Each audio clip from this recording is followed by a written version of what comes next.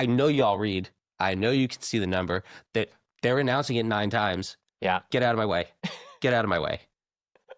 It drives me nuts. So where did we land on the ASMR? Welcome to Cabin Chronicles.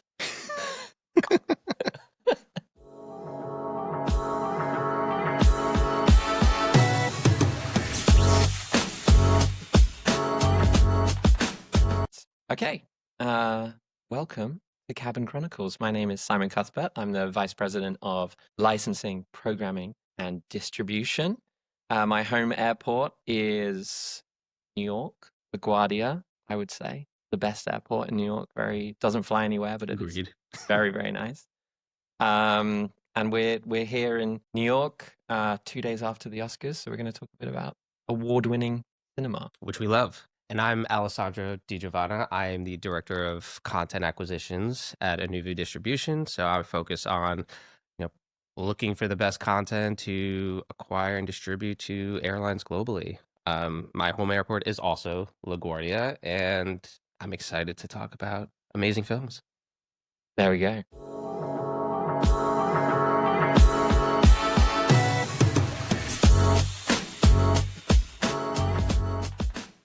Okay, so I have a question for you. Oh, shoot. What was the movie or show that first made you fall in love with storytelling? Well, the movie that changed my life was City of God, which is one of my all-time favorite films. Grew up big cinephile, but went to college and never watched international cinema ever. And as part of class, we had to sit down in an auditorium and watch City of God, and it blew my mind. And that changed kind of the trajectory of how I watch cinema, movies. And it gave me a deep appreciation for non-English speaking films. And I went down the genre rabbit hole and discovered Japanese and Korean revenge films. And yeah, it was a game changer for me. That is a very good answer. I think for me, it's more of a basic answer that probably everyone, or a lot of people say, but Pulp Fiction was definitely a big one. Because the overlapping, weird timeline of the storytelling. I bought the little script book even. So I was like mega Tarantino fan. Did you have a Tarantino poster in your room? For sure. Yeah. Probably Sin City. Every young guy. Yeah. I mean, that's enough said about that. Yeah. But he's obviously a legend for a reason, and yeah, that was a big one. And then of course, all the other classics. Lord of the Rings, and the Lion King, the true Disney classics. Lion King and Mary Poppins and Dumbo were big ones for me as a child. Yeah. What's the most memorable in-flight experience you've had as a passenger? So, as a passenger, it's been pretty tame, but my favorite in-flight story is back in the day, I used to primarily sell documentaries and TV shows. And we had this film called The Act of Killing, which is an Oscar-nominated documentary. And it was next to impossible. It is not an in-flight documentary. Yeah. And so, it's like 3 hours long or something, isn't it? It's long, but it is depressing. Yeah. And we placed it on an airline, and word got back to us that John Hamm flew, and he watched 3 movies, and the first one was like The Minions, and that's how he discovered The Minions, or Despicable Me. And then the second one, so he was laughing, and then the second one was The Act of Killing, and he was weeping the entire movie. And so it was really fun when I got the airline feedback for that, and they're like, "Yeah, you ruined half of John's journey." And then he capped it off with watching Frozen, and he felt better. So. It was happy, that's my favorite in-flight story. That's a good content strategy. Break John Hamm. Yeah. Well, I'll start recommending it. I think for me, I'm half English, half New Zealander. So a big part of my childhood was flying from the UK to New Zealand and back. And I had to do it sometimes by myself, my teens, and with my younger brother. And back then it was 3 flights, so long, but I loved it because I could just watch unlimited movies and TV for the whole time. And especially when I got a bit older, I was flying on Emirates, and I remember they had like a film club section, and it was all the classics and stuff. And that's the first time that I watched 12 Angry Men and Hustler and like even Alien I hadn't seen before a flight. And that kind of movie on a plane is so engrossing. You know, the older classics are more closed in and they feel a bit more claustrophobic. And so something about listening to them with the headphones in and in cinema, and, you know, it was very profound experience, I thought. So I really enjoyed it. Too. Very locked 12 in. Angry Men, which is a nice talky film. I mean, there's nothing you do. You're just listening. Yeah. So that really, you know, I felt like a real cinephile because I was like, oh, I'm in the film club watching all these classics. I mean, that's one of the great benefits of inflight, right? It's its own unique streaming service. At least, I mean, back then no one thought about it that way, but it's got everything and it's curated, and you can find a lot of the hard to see films as well, which has always been my favorite part of flying.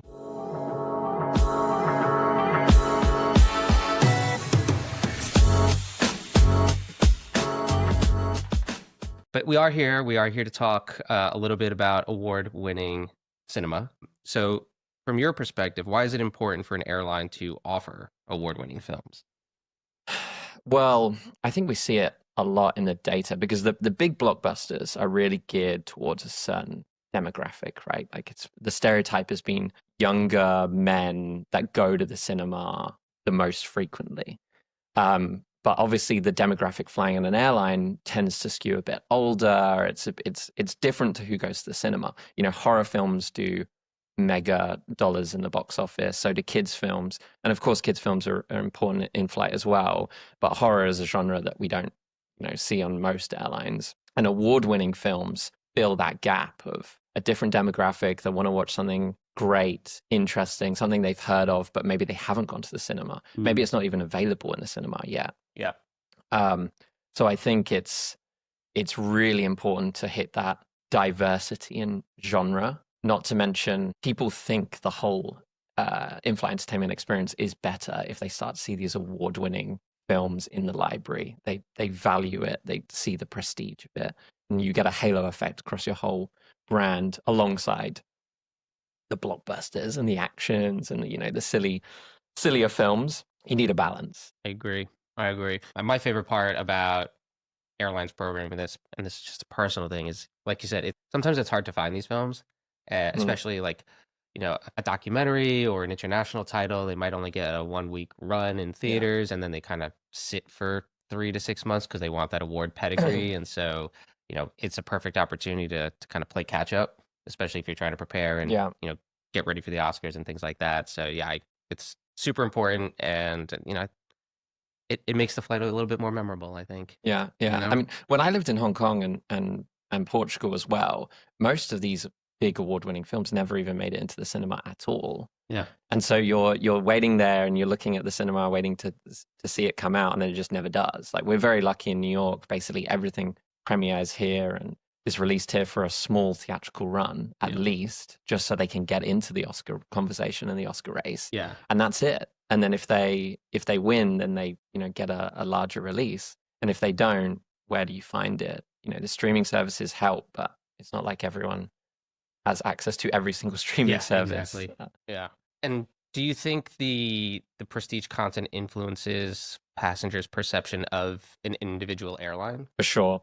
I always encourage our programming team to sort of mix up the order of content so that you have, you know, a very well-known prestige, wonderful film that maybe you've seen in the cinemas, like Sinners or One Battle, and then next to it you put a more niche, something that you haven't necessarily seen, and then maybe a blockbuster. So you're constantly reminding the passenger, I'm seeing something that I recognize and I know and I love, and then there's one film in the middle that's the one I don't know, and I'm gonna click on that and be intrigued by that and see it. And then if you can get them to watch it, I've experienced this as a passenger myself. When you find a film that you haven't even heard of before and you watch it and it's amazing, you almost tie that experience to the airline itself. 100%. You're like, oh, I watched this amazing. Have you even heard of it before? Like, and you tell everyone about it. Yeah.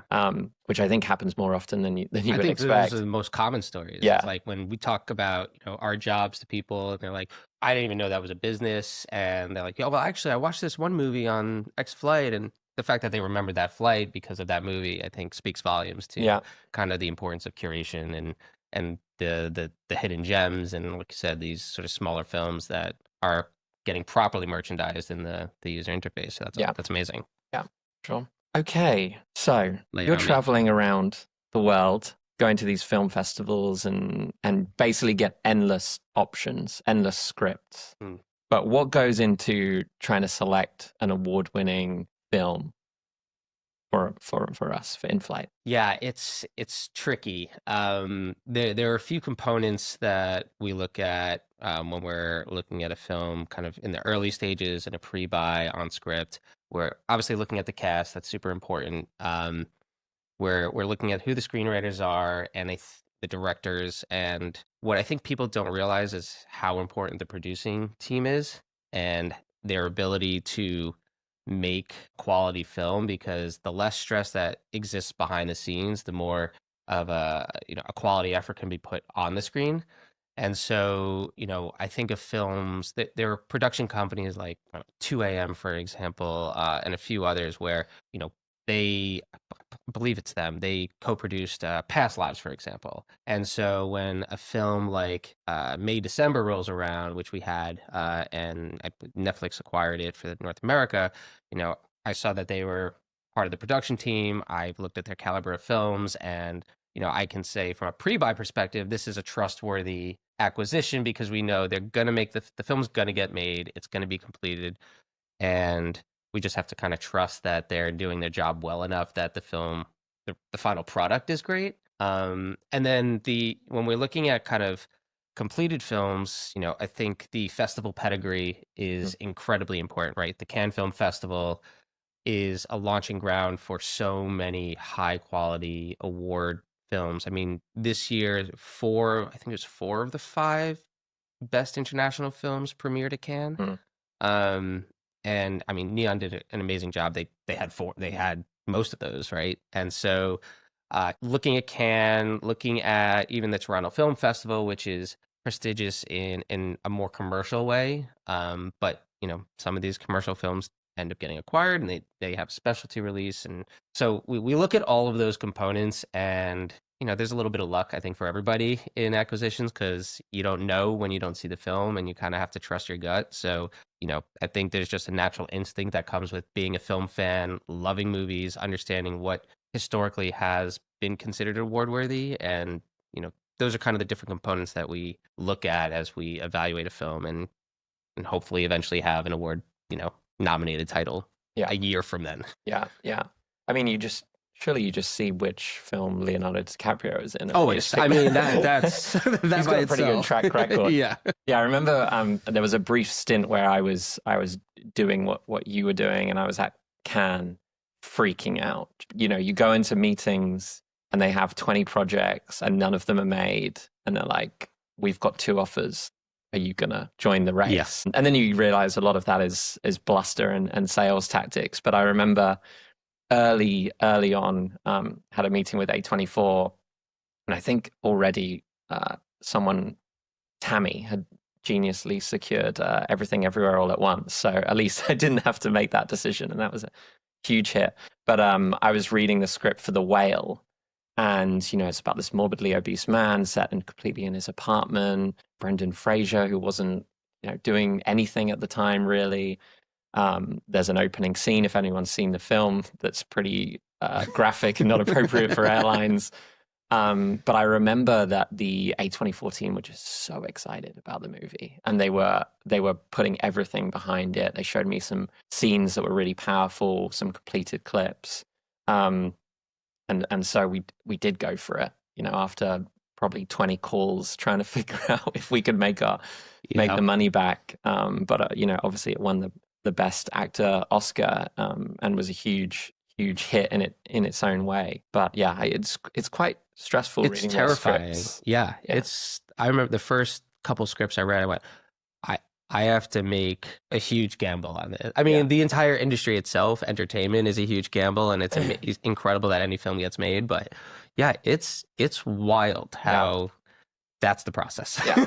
Yeah. Yeah. Yeah. I mean, even it's funny, it's obviously much lower stakes gamble, but when we're programming, say this month in March, we're trying to guess, what films are going to win the big awards at the Yeah. Oscars. Yeah.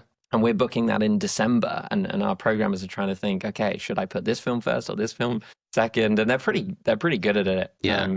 so that it's relevant. But I can't wait until Wi-Fi connected seatback comes to the forefront, because then we can literally just change, the hour after the Oscars, we can push all those films to the front, and it will make our lives much easier. But the gamble is real on all fronts.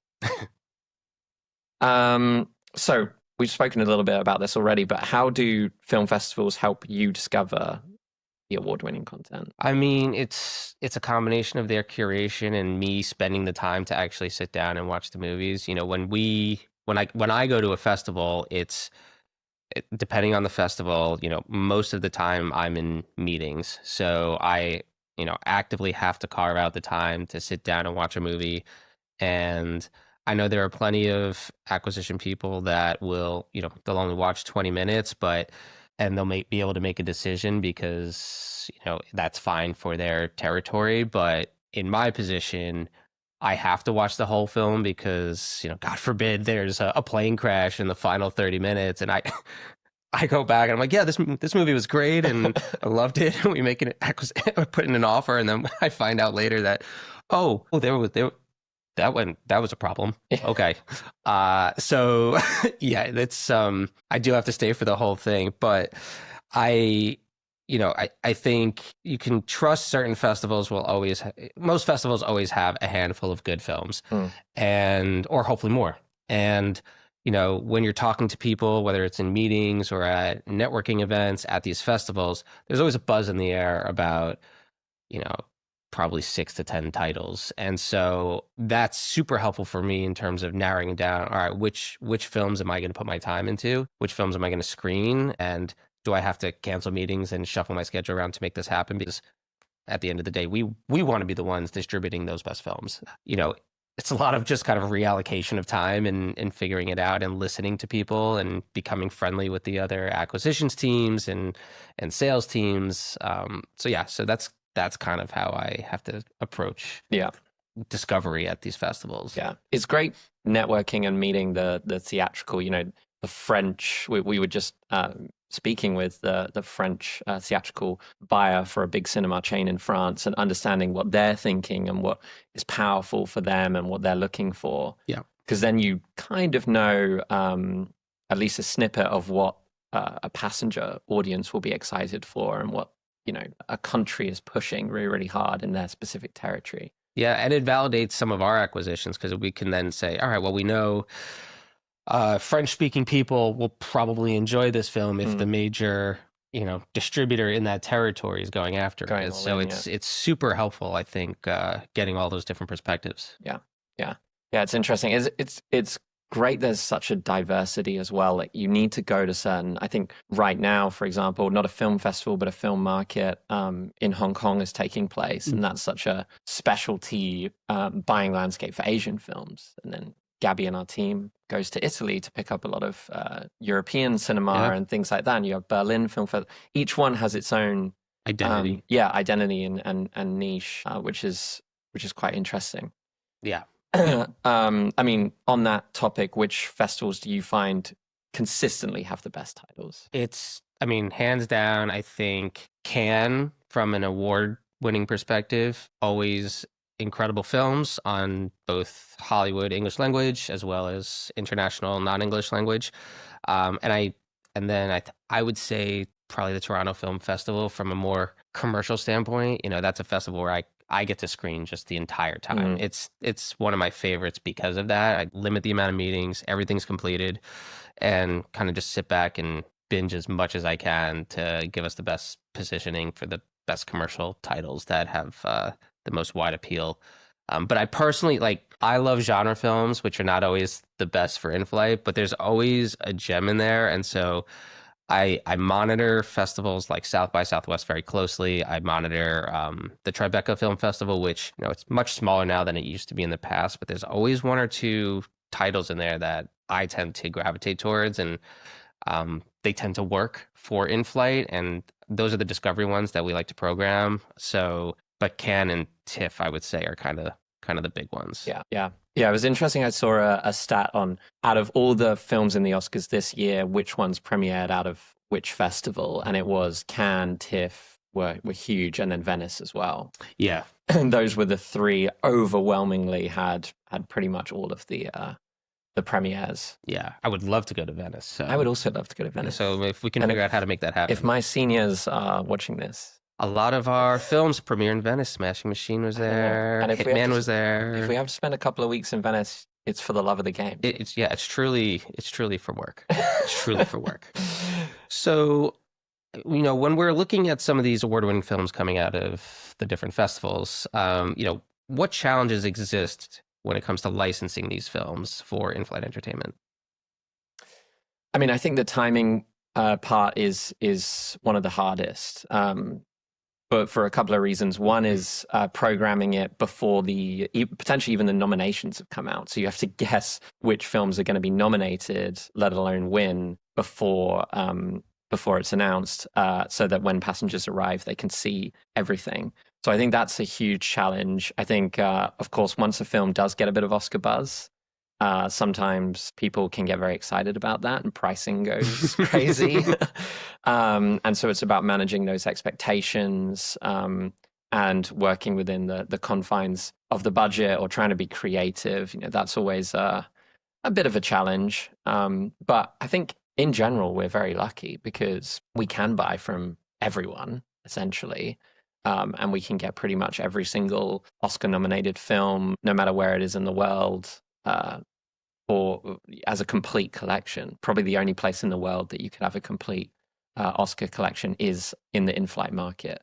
So honestly, it's just quite fun. And it's all about getting the content out there as quickly as possible. I mean, now we're sitting here 2 days after the Oscars. Several of those films are not available yet for in-flight. Some of them haven't even properly released theatrically. So now there's a bit of a waiting game where people have heard of these films and they want to watch them, and they go on board and they actually expect them to be there.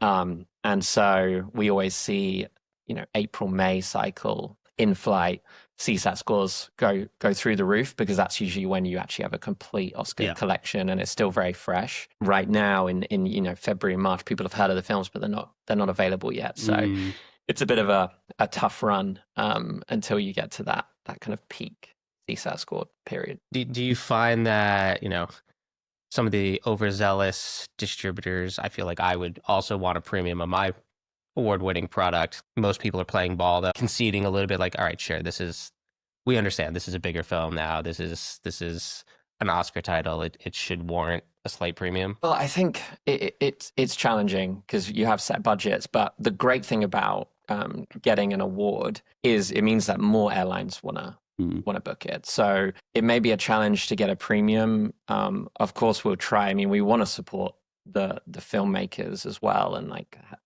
encourage them to keep making more of these great films.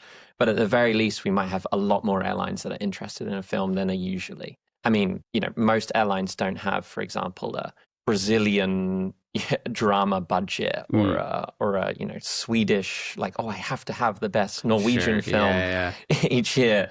But they will make room for it, and especially on the international side, they will want whatever has been nominated in the best international film category. So it's like the one moment of the year that you may be buying a Turkish film or a Korean film that an airline wouldn't necessarily. And so at least we can bundle all those bookings together.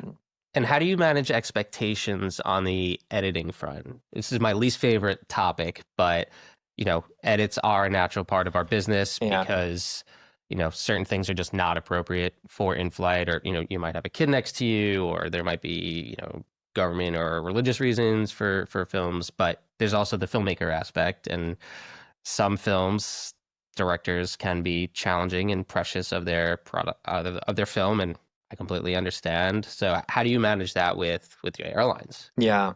I mean, it really helps working with our, studio and indie distributor partners. I mean, a lot of them, and people might not realize this, but when we ask for edits, whether it's, tightening a nudity scene or, as you say, plane crashes, some of these like common occurrences, it goes all the way to the director, to the producer. Often I remember one studio was telling me about a huge film that had a lot of pink in it, going all the way to the lead actress because she was an executive producer, and she was a producer, in fact, so she had complete control of any edits. And similarly, I've heard studios talking about A-list celebrities approving edits and asking how it went and everything like that. So if the studio has that relationship with the producer and that open dialogue, and usually they do, it's much easier and they're much more understandable. Now, there are some directors that say no. Hard no. No edits. And that is just usually a blocker to a huge chunk of our market. We can't put the film on, which, it is a shame. But I think for the most part, for a new release film, people get it. People understand, there are edits for other markets and streaming services and things as well. So it is just part of the business. But it leads to some very strange emails. Oh, I'm surprised most of them don't end up in quarantine, quite frankly, in spam. Some of the things on these chains are wild. But speaking of streaming, how do the in-flight distribution windows differ from streaming or theatrical?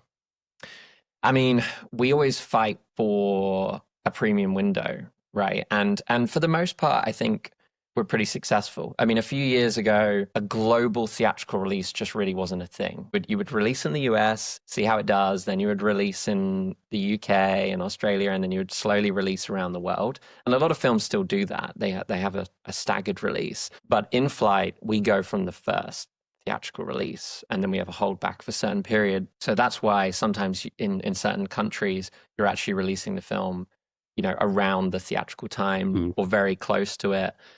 The film itself may have a very short theatrical window in that country. So that's where the super premium nature of it comes. Now, of course, streaming and post-COVID has shrunk all those windows. You don't have a mega 3-month window between ST and VOD and these other things, and you have PVOD, and all of these different cycles. But in-flight has kind of remained what it's always been. And I've seen actually more recently it's shrinking a little bit and it's moving forward.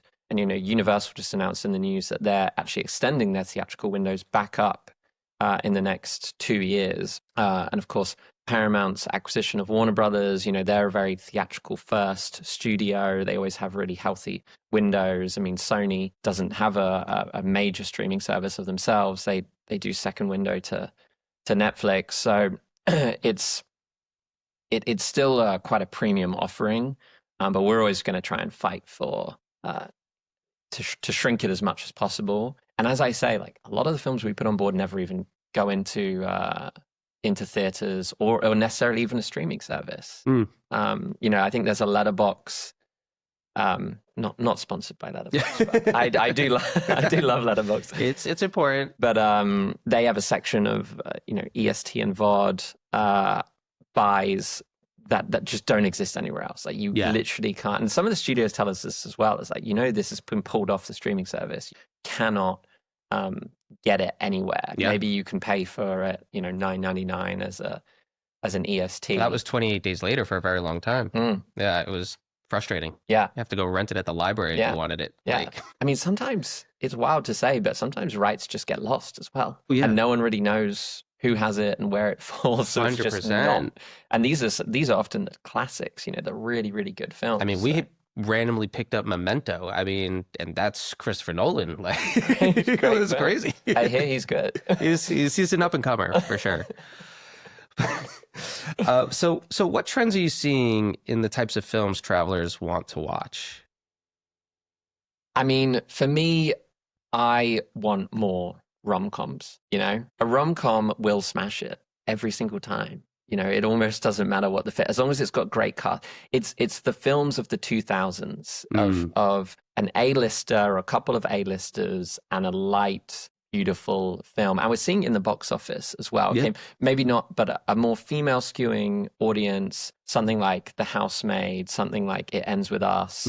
These films have done so well at the box office, and they do so well in flight as well, because there's just not enough of them. So it concentrates the audience. But I think that whenever I see something in that genre, you just know it's going to be a huge hit. Yeah, I mean, I think Eternity is a great recent example of that.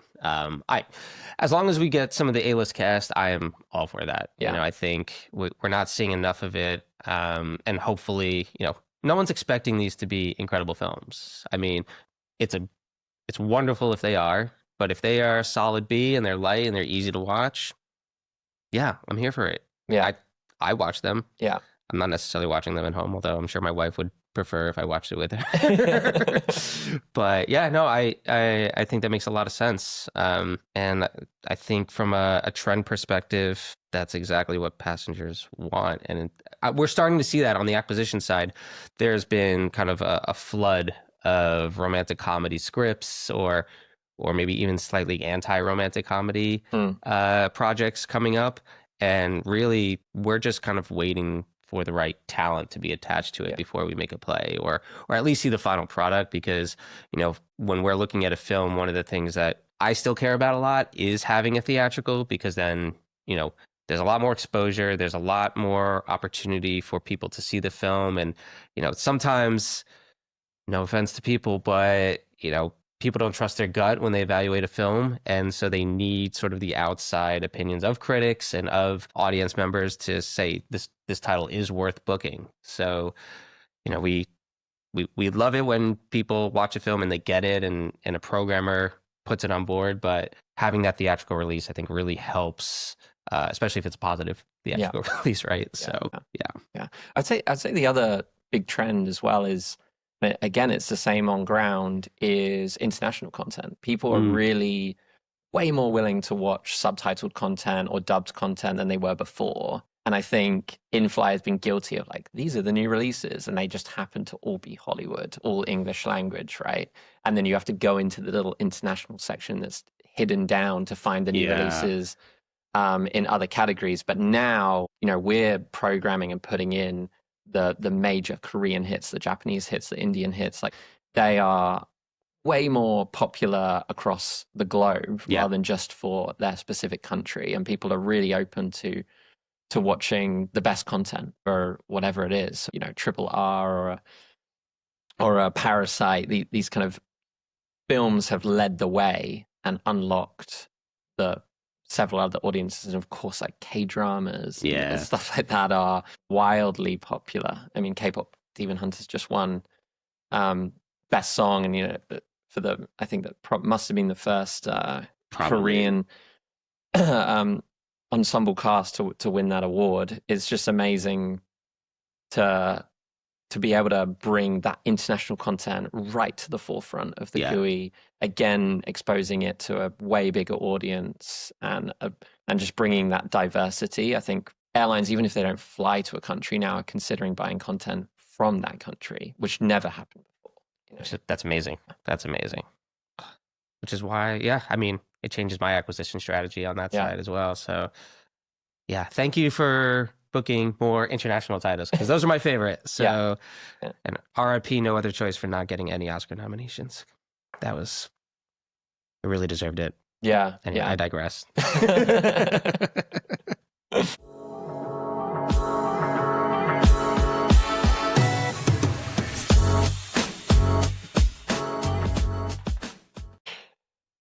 Okay, Carry On Confessions. Ooh. I know. I've seen. I love confessing. I've seen. I'm gonna cross my legs for this bit, because I think it's more casual. Yeah, lay it on me. Carry On Confessions. Window or aisle? 100% aisle. I mean, I think you're insane to say anything other than that. Yeah. No. Even though Kosh did say window, but I just think. I mean, it depends what cabin you're in. If you're in business class, I'll be happy. In a window, as long as I don't have to cross over someone. You know, some of those configurations are not my favorite, but but I still think, you know, a window in business is great. But you are a psychopath if you think I'm sitting in a window seat for a 14-hour flight somewhere. Yeah. Hot take, middle seat's the best seat because I get to hold everyone's hands. That's even more psychopathic. I just stare at the person next to me for the whole flight. No.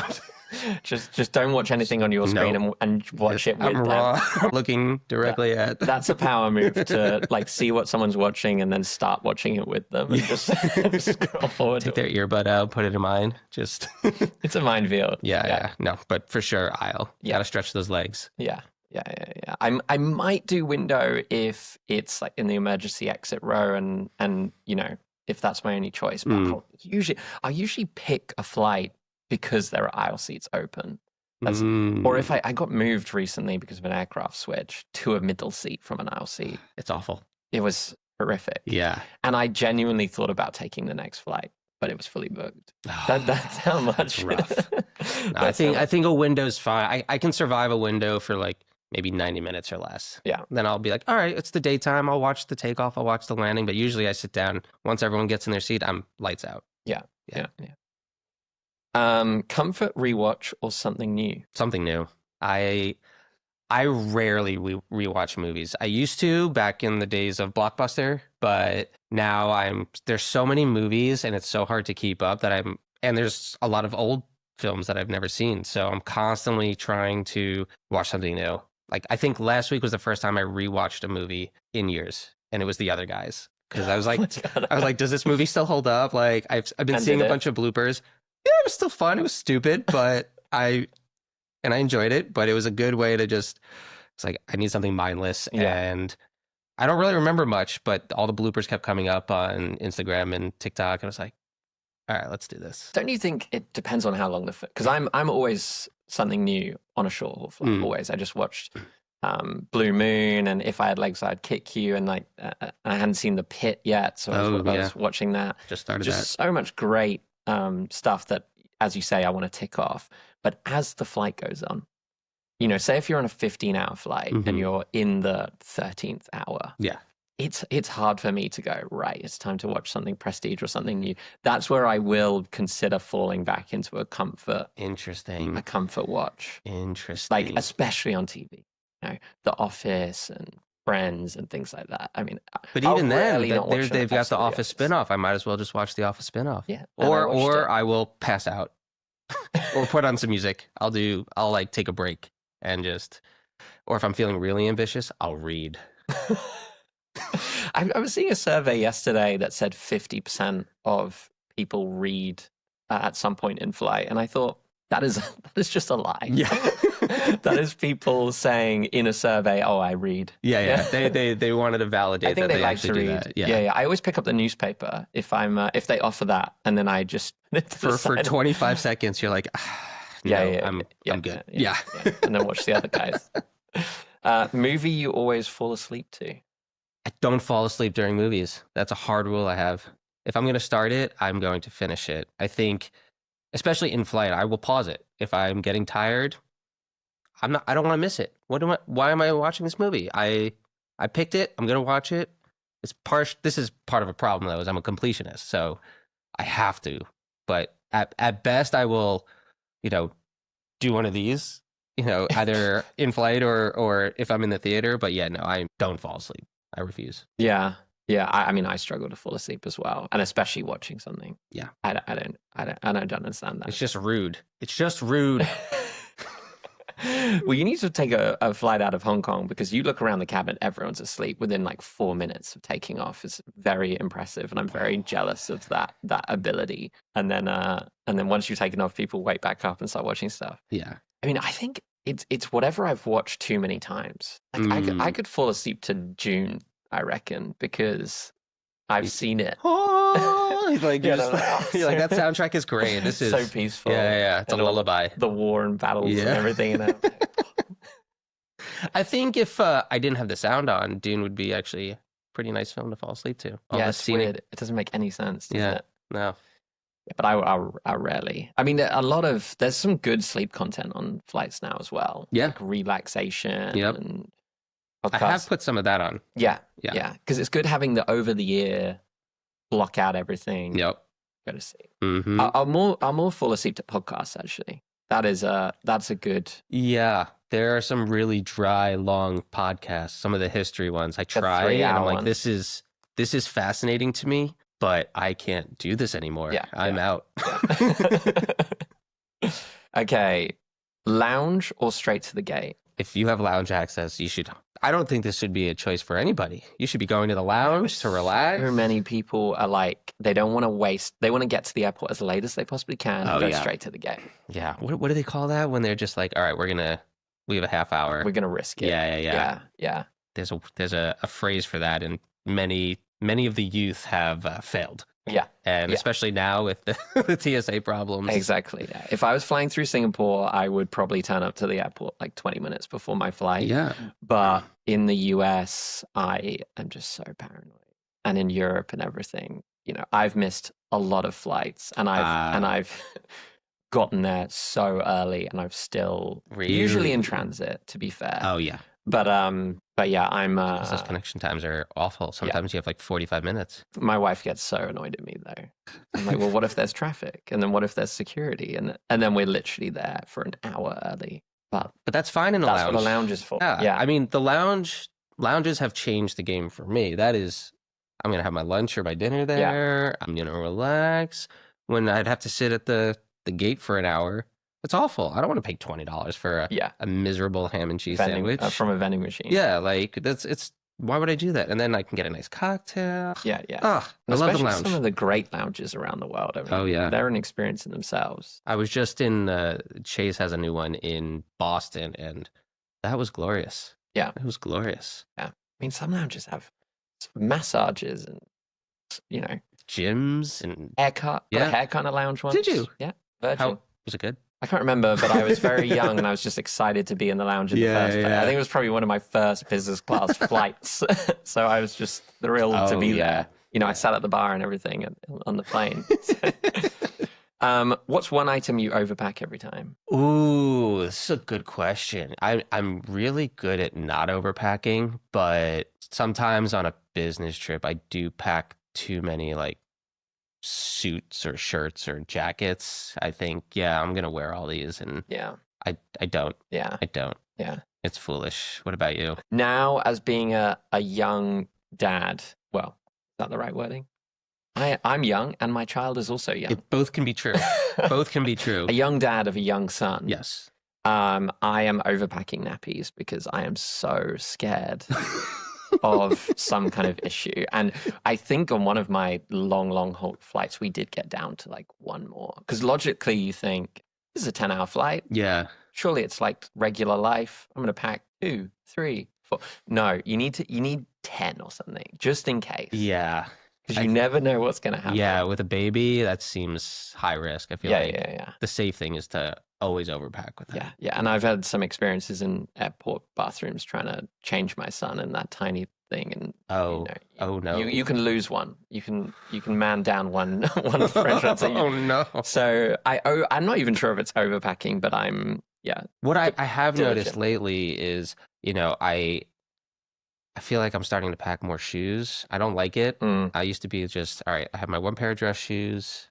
I need my sneakers for just regular walking or working out. But now I'm like, well, I've got a different outfit, and, these brown shoes don't really go with this outfit. So maybe I should bring a different pair of shoes. And now I'm like, no, that's a lot of space. That's a different bag. Yeah. It's not good. I recently took a flight just with a backpack, and I felt liberated, like an absolute baller. Just, baggage claim, no need. Or, when they're trying to force you to check the bag, you're like, nope. Like, I don't even have one. Nope. So, and you're like, I can put that above, no problem. Keep my leg space open. It was only a 24-hour turnaround, but still, it felt old school business. Yeah. Worst jet lag city? I tend to have a lot of problems with France. Just in general. Just France. I mean, time zone wise, usually it's going to Nice, and for whatever reason, and I think it's a combination of factors because I take a red eye usually. I land, then there's another hour cab or whatever it is to my hotel or apartment, and then I'm just on, and I have to stay on, and it's just so hard. Yeah, it's just so hard. That's You'd think it'd be like going to California would be a little bit hard for me, but I like to keep that jet lag because then I'm up at 6 a.m. and I feel great. Yeah. And I keep that as long as possible. But, there is a chance that, I feel like Singapore would probably be pretty awful. Yeah. I mean, from here. From New York. Yeah. I agree. I love the jet lag where you're waking up at 5 a.m. and you're wide awake and you're like, you know what? I'm going to go for a 5 a.m. run. Yeah. Like I see people do, and you do it and you're like, I'm going to keep this up forever. And then just, and then you have late night, one late night, and you're like, well, that doesn't work anymore. Yeah. I remember always doing Hong Kong to London because that's a very long flight. And then it just times your most tired moment is at dinner. So if you're going out for a business dinner, I was just an absolute wreck. Can't even talk. That's why those espresso martinis come in. Yeah. You gotta do it. Exactly. Yeah. And I would recommend that actually is you go to that jazz club on Ronnie Scott's on Dean Street. They do a great espresso martini. You sit there in silence, watch jazz, drink espresso martinis. Ooh. Jet lag's gone next day. All right. That's a little good travel hack. So what's one unspoken airline rule everyone should follow, but most people don't? Oh my God, I have so many things I can say with this. I'm going to go with when you get to the gate, only the person on the aisle has the right to stand up once the seatbelt sign comes off. Like, I hate it when all three people in a row all try and stand up to get their bag. The door's not open. But, we can't, it's not going to help that much that we're all getting our bag and like crowded around each other. I think the middle seat, okay, depending on how full it is, you could maybe justify it. But if you're on that window seat, just stay seated. Yeah. Okay. That was your choice. You've been stuck there the whole time. You can't come into the aisle. Yeah. I was in a middle seat flight recently and it was brutal. And, I'm a taller dude. My legs were shot, and the guy in the aisle didn't get up, and I was starting to lose it internally. I couldn't handle it anymore. It was like torture. I just needed him to stand up so I could stand up and put my leg where he was sitting. That's all I wanted. That's all I wanted. That's what you are allowed to do. You're allowed to do the weird, crouch over the crouch. seat. Yeah, crouch. You can do that. Just don't come into the aisle. Yeah, that's fine. I just hope that the other aisle person is giving you space to get up. I've had situations where I'm on the aisle, I didn't do the immediate getting up, right? Because I know I can't get out yet. Yeah. But if they don't leave me enough space to get up, and I'm like, what are you doing? Yeah. You gotta share the aisle here. Yeah. I think one of my pet peeves is when we're boarding and people from, let's say, group 6 are hovering and trying to get in with group 3 or something, and they're blocking the way. And I'm like, I know y'all read. I know you can see the number that they're announcing it 9 times. Yeah. Get out of my way. Get out of my way. It drives me nuts. I have done that a couple of times. I'm sure you have. I've been, oh no, I'm group 6. Oh, well, I'm here. I may as well go on. Yeah. Yeah. That's another thing my wife hates is boarding. I don't know why they let the kids board first, because it just doesn't make any sense. Then you're stuck. It's better to keep them off the plane for as long as possible. So I'll go first, do all the bags and stuff. And then she'll come with smart. That's another good. I feel like they think tip. kids are going to be kind of wild cards, so they're like, let's get them in first. Yeah. But they tend to be more restless, so I don't know. Especially if they're a little baby and they're asleep. Yeah. Wait. Then it's on the parents, I think. You're smart. You guys are good. Yeah. Yeah. It's not a huge problem yet, but I also have a problem with people playing like their music or something without headphones on. Well, one airline just banned it. I've never been more excited. I'm thrilled by it. No sound coming out of the speakers. Which is the right thing to do. It's a closed environment. And of course that's the thing I spiraled. I hate it on the subway too, but I'm not going to. Yeah. I won't dive into that. Yeah. No, I agree. Headphones in. Yeah. So how many rows back is it socially acceptable to pass your bag before it becomes a travel crime? That's strong words. Okay, I will caveat that if it's like a really old person, then they just, you just got to do whatever it takes to help them out. I literally on my flight yesterday, I think I had 7 70-year-old men and women around me, and literally every single one asked me to. I was like, in baggage claim, basically helping them get all of their bags down from the top, which is fine. Now, if it's a normal, like, person that's very capable, then you can ask to pass your bag, I would say 2 rows back. So it goes through a middle person and then to them. If it's like 3, I'm sorry, you got to wait. Yeah.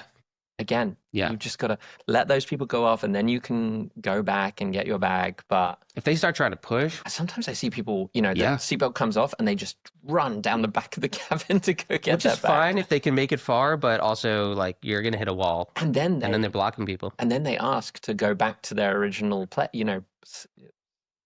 It's a minefield out there. Yeah. And that's what makes the best video content. Fight start, just people yelling. Yeah.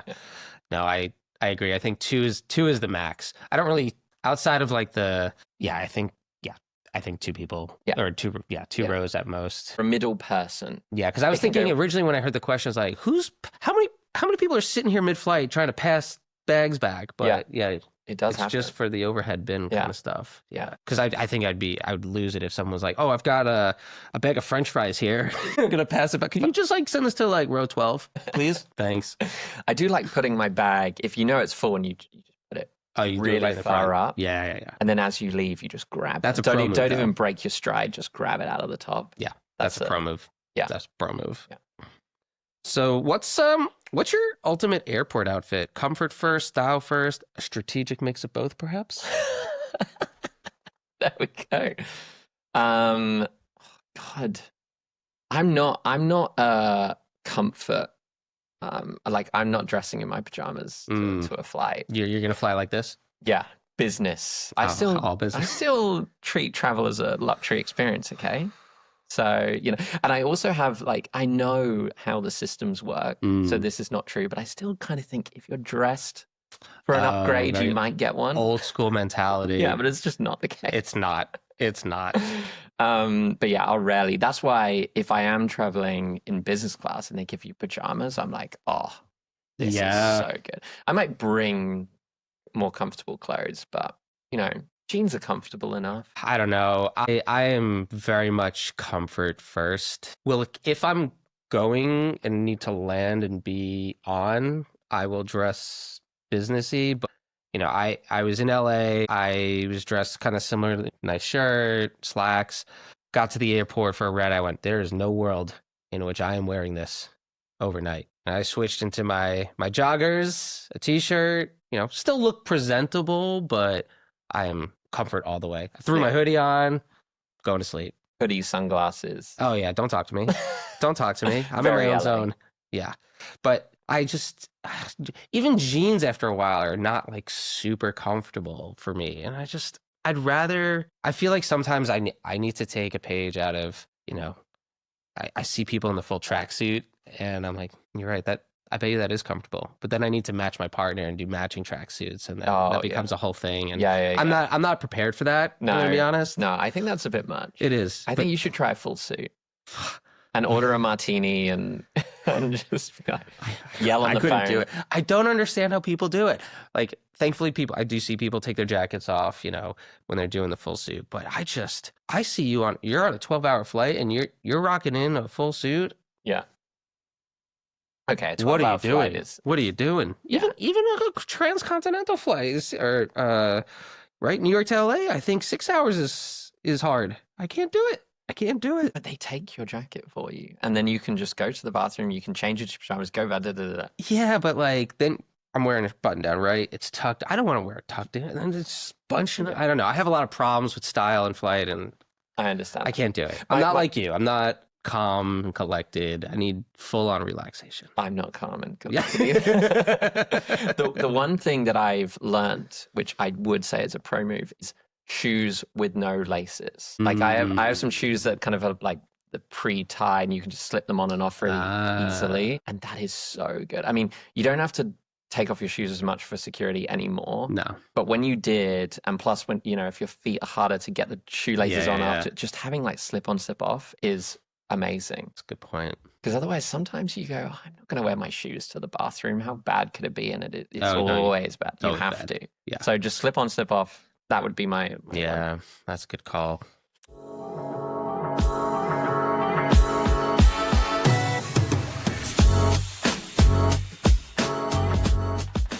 So we're getting close to our final destination, towards the end of our enlightening conversation. So before we land, what should travelers look forward to seeing on board in the future?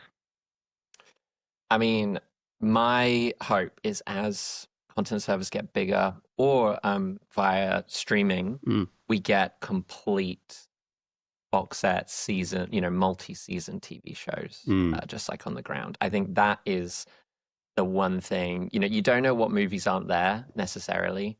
You don't miss a movie because it's not there, but you miss when you're halfway through a TV show and the rest isn't available. Yeah. Like Below Deck is always my pet peeve. Oof. Is that I watch 3 episodes of Below Deck, unfortunately, and then I get really into it, into the drama of the crew. Yeah. And this is a big guilty confession. And then it's just 3 episodes. No, I'm in it, and then you have to reconfigure your brain. So I think the servers are going from 1 terabyte to 96 terabytes. So we can That's just go crazy. We can go big. 4K as well. We've been doing a lot of 4K already. So getting that crisp, bigger screens, 4K complete TV series. I think it's going to be so good. What about you? I am very much looking forward to the introduction of anime across a variety, across fleets in general. I'm a big anime fan. I've been trying to bring anime to inflight for many years. It's one of those things that people just didn't really understand. And now that, it's obviously exploded, box office numbers have been crazy for the films. Airlines are willing to take a chance on it. So personally, very excited to watch some new shows in flight when I, don't watch things at home and can't catch up. So that's been very exciting for me. And then a lot of it is just also some of the Oscar films that I haven't seen. I make it a point every year to try and watch every single film. And this year it was hard to watch some of the feature docs. So, I'm looking forward to April, May, June, when a lot of those documentaries are going to be live in flight, so I can catch up on those. Yeah. Nice. Yeah. Where are you headed next? Oh boy, where am I headed next? I've got a lot of trips coming up. I'm going to Denver to visit my cousin who just had twins. I'll be heading to San Diego to visit some friends, and then the first kind of work trip from there is Cannes in May. So a few trips coming up. How about you? I'll be going to AIX in Hamburg, and then Cannes with you. Yeah, looking forward to it. So that'll be good. And then I'm sure there'll be a random, little quick trip somewhere in between that. Perhaps to the islands in the south. Oh, that would be nice. That would be nice. Yeah, to the Caribbean, hopefully. Yeah. But yeah, no, those are the 2 big ones, and I'm looking forward to it. I've never even been to AIX in all my 10 years in the industry for whatever reason, whether it's been COVID or having a baby, or it's just always timed at AIX. So I'm looking forward to it, seeing all the new technology and hanging out with everyone. Yeah. It's always fun. Amazing. Yeah. Wonderful. Well, thank you so much. This has been awesome. No, thank you. Oh, you're welcome. Pleasure's mine.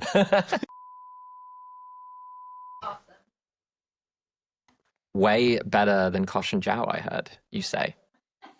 Off mic. This is where we do the ASMR. Welcome. Welcome to TikTok. How does it feel? The soft chair. Designed from the seat to the aisle. No, wait, that's not the phrase. Designed from the aisle seat. A new view. A new view. A new. Do you want us to look right down the barrel of the camera? Yeah, exactly. We did it, guys. You'll fix everything in the edit. You fix my We'll do it. Made me look great.